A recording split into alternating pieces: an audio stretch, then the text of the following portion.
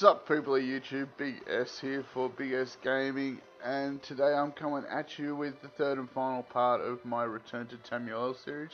So basically, the last week or two I've been playing Elder Scrolls Online on and off when I get the chance, because I've been kind of hectic in real life, but when I got a chance I've been logging on to Elder Scrolls Online and giving it a go.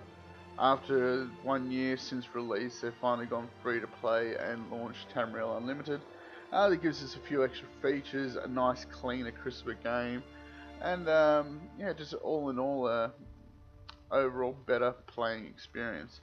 So I've been playing, as I said, for the last week or two since they've gone free to play, and yeah, I'm really enjoying it. It's just been a really good experience since launch, when I did originally purchase the game and start playing with a few friends. We were very disappointed being extremely big Elder Scrolls nerds, but it's it's been a really good experience, and I do feel like I've been playing an Elder Scrolls game. And the one thing I've noticed, the more and more I've been logging in, the more and more I want to play. Unfortunately, I haven't been able to get too high in the leveling situation. I think I'm only at level 15 at the moment. Enough to go into the next zones and start finding a little bit more harder monsters and a little bit more challenging quests. I'm finding as I'm in this new zone that because I'm built more for damage, that I'm kind of missing that healer to work with me. So hopefully my guildies start getting into playing and we can start exploring this again. But all in all, I'm having a great time. There's just so much diversity in the game, and the way you can build your character, and especially with the armor sets and weapon sets that you can use, so you're not restricted due to your class. It's good because I'm playing solo, because I'm playing kind of a battle mage at the moment, wearing mainly heavy armor, boosting up my toughness and life force, and my armor rating, and still using staff and basically casting spells.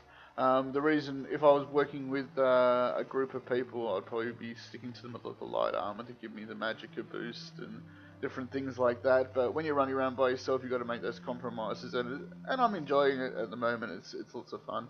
A lot of great open world events happening, like we're here. Right now at the Anchors, we just completed the event, and people flock from all over the area to participate in those, because it's pretty cool, and you get a nice chest at the end, and it's a pretty fun event. Other things that I've noticed since I've been playing is just the environment itself is amazing. I can't wait to see the other Dominions. I haven't really gone in and seen anything. I've been stuck in Morrowind the whole time, pretty much. Because that's the only tune that I've really created and started playing through. But I'm looking forward to going to see the Elmeri Dominion and different things like that. There's other little cool things you can do in the game apart from fighting and exploring and stuff. The crafting is really fun. It took me a little bit to get to learn how to use it. There's a few NPCs that teach you and train you, but I'm slowly building up my crafting, and I'm having a lot of fun doing that. There's also little things like fishing and stuff where you can catch fish to cook with. Same as you can hunt down different animals and so forth to get their meat to cook with. So unfortunately I had no luck with my fishing, so I tried out a few different baits. I still haven't caught a fish yet. I'm looking forward to the day when I do catch a fish, because it seems kind of fun. But all in all, it's just been a really, really good open experience playing the game. Also, yeah, it's just relaxing. Most MMOs, you go out there to play, it's stressful, you want to level up quickly, you want to get the gear, you want to grind really hard, but I haven't noticed any of that whilst been playing it. It just feels like an Elder Scrolls game. It's like going back to Oblivion or Skyrim, but there's other people running around. So I'm not really concentrating on my gear or leveling up. It's just been pretty cool. Another really cool thing that's in the game is collections. I'm really glad they introduced this, because I noticed last time I had a few little things and it was clogging up my inventory. So now all your mini pets and your costumes and different things like that are all stored in your little collection, kind of like a portable bank slot for this stuff. So you got a whole different stuff in there. You got your mounts and that, and a lot of things you can add on to this from the Crown Store. So if any of you guys are familiar to games like Guild Wars 2 or League of Legends, where you've got in-game stores, you've got that here as well. It's very similar to the Guild Wars 2 style, where they've got a gem store and you can purchase gems and so forth and buy things in game. They've got this crown store where you can buy crowns and spend it on different things or more aesthetic stuff in the game, like pets and mounts and different consumables, upgrades and stuff like that. I didn't realise that I had some crowns in game. I bought the game at launch, and I bought one of the Imperial editions, I think it was, something like that. And for some reason I got 3,200 crowns. I've never bought crowns before. Maybe this is just a bonus for me having the game for a certain amount of time. I have no idea. So I'm going to have a look at a bit of a shop around later on and see what I can get for this. But as you can see, you can get different types of consumables, mini pets, different mounts, and different outfits as well to cover up and change up your look. I've got an outfit on at the moment. It's like a Jester one that I got as part of the 1 year anniversary. Very similar to Skyrim and Oblivion, the way that when you level up you get different attribute points or skill points where you can put into different things. As you can see here, you got your magicka, your health and your stamina. You can put different points in that depending on where you go. Very similar to Skyrim, really good. You can see your basic stats and what you got there and your setup. You can also put different points into your mounts, and you got your different passive effects as well. Pretty cool with the skills. At level 15 you get to the weapon swap, so you can carry two different types of weapons. I'm just carrying a bow and a staff at the moment, keeping ranged. But for each weapon you also get a different set of skills as well. So using your main skills that you buy with your skill points, you can make a skill bar along the bottom that you can see 1 to 5. And you got an elite as well. So you can have two sets of skills depending on your weapons. So if you want an offensive and a defensive setup, you can have a healing staff and a destruction staff. If you need to swap quickly between healing and dealing damage, you can have these two different setups. But lower level like me, I'm really putting all my points into dealing damage at the moment. But the higher you get to buy more and more different skills, and you put more points into, say, your healing staff or resurrection staffs. And there, with your second set, you can quickly switch between offensive to support class really quickly. So I think that's a really good thing. Not just tiling it down to what weapon you use, but the skills that are associated with that weapon set. So that's really cool. There's a lot of different skill sets you can buy in the game depending on your world or your race, different type of armors that you wear, your weapons. We've also got different attributes you can put towards your guild as well. All other different stuff. You got the Alliance War as well, so that's kind of like a big world versus world event. It's kind of open world PvP. So you get different skill sets that you can purchase at different levels of that as well, so that's really cool.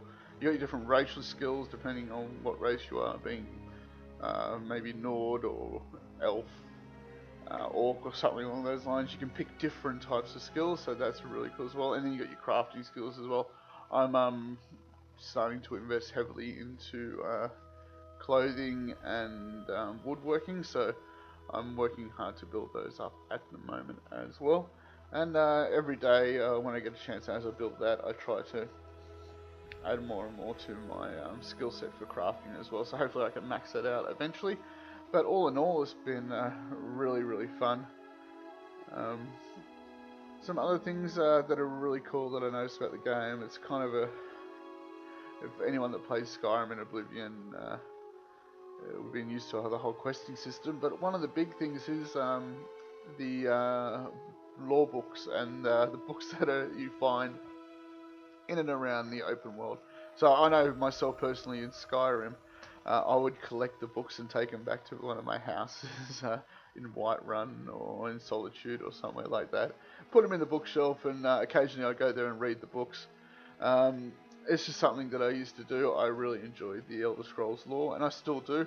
And one good thing about this game, as you pick up a book and read it, it puts it into your archive, so you can go and see that whenever you want and read it whenever you want. So that's a really cool thing. There's also a really diverse and massive achievement system here, so there's a lot of people out there that are really into collecting achievement points and scoring achievements. I'm one of them. I haven't really started looking at that in this game. I usually start focusing towards achievements as I get near level cap. Is more of an end game thing for me. But a lot of these you can collect along the way, being the stories and so forth. So this is something I'm going to be looking forward to. For me personally, endgame is completing a lot of these trophies and achievements and getting these achievement points built up. So I'm really looking forward to that. And there's just so much to do. I'd like to go through them all one day and read them all, but I haven't had a chance yet. There's just so much there, from all different things to personal things to stories, to exploration, different dungeons, solo dungeons, group dungeons, world dungeons. There's so many different types of dungeons in this game. It's amazing, and I can't wait to check them all out. There's also mini raid stuff that associated with that, so like 12-man dungeons and skill quests and stuff like that I'm looking forward to trying out later on. Hopefully I can associate myself with a pretty active guild with diverse players that I can join in and have some fun with, because I really want to start, as I'm leveling up, I want to enjoy that open world PvP, because in games like Guild Wars 2, that kind of founded the whole world versus world structure. I was a massive fan of that, and I still am. I play Guild Wars 2 World versus World almost daily still, and I really like to check it out here in ESO and see what it's like. Because what I've seen, it looks really cool. The siege looks cool, and the way everything works. So I'd like to learn a lot more about that and really get into the game. And one thing I noticed that was really interesting, and I want to find out a little bit more about this player rankings. So there's a ranking system in the PvP World versus World, where different players, depending on their level and so forth, and how many alliance points they've earned, they can be highly ranked in World versus World. And I'd like to see how that works with the game as well, if they're like the king or the queen or something like that. I have no idea, so it's something that I really want to start researching about as well, because coming into the game 1 year later, I'm 99.9% sure I have no chance of getting up there, even in the top probably 1,000, but it's a good thing, and it's a really good incentive for somebody that really enjoys that game mode, and quite a great achievement there. And you've got the different alliance wars and so forth like that. This is the World vs. World, so I'm part of the Everheart pack.